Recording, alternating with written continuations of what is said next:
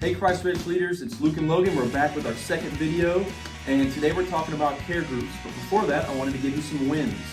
We have had our 3 biggest weeks in groups since COVID this month. So that is a huge win. So anyways, talking about care groups, you say, well, Luke, we're already in small groups. What are care groups? If you've been here at Christ Place doing groups, you might remember them.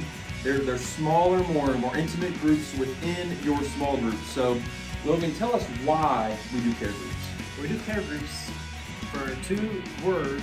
That's accountability and evangelism. Well, we want to get better at those 2 things, accountability and evangelism. We can always get better at that. And it helps us develop what?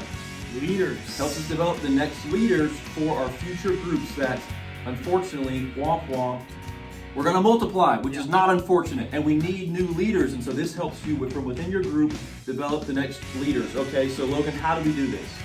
How do we do this? Well, we need co-leaders. Okay, so co-leaders are some people that we can ask. Who else in our group can we ask to maybe lead one of these care groups? Some good potential leaders. All right, so maybe you're saying, Luke, I've got one co-leader, but there's someone else. So there's another guy or another lady in our group who she's been coming or he's been coming for a few months, and they've got potential. This is a great way to challenge them to take that next step. All right, Logan, what are the things that we're covering in these care groups?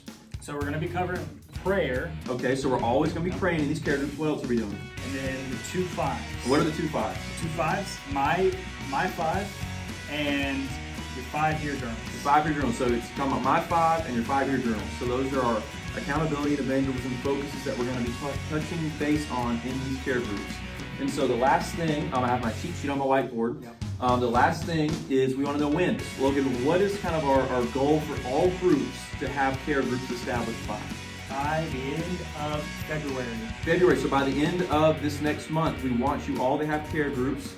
And you say, Luke, who can I see that's maybe been doing a good job at this? Well, we have a couple groups that have been doing this really well, and there's been a lot of fruit from it. There's a few like the Scholes and Schroeder group, and the Perry Elliott group, and even the March group. There's so many of you and more that have been doing such a good job, and we're really blessing these care groups. And so if you would like to connect with one of those leaders, let me or Logan know, and we'd love to get them connected to you.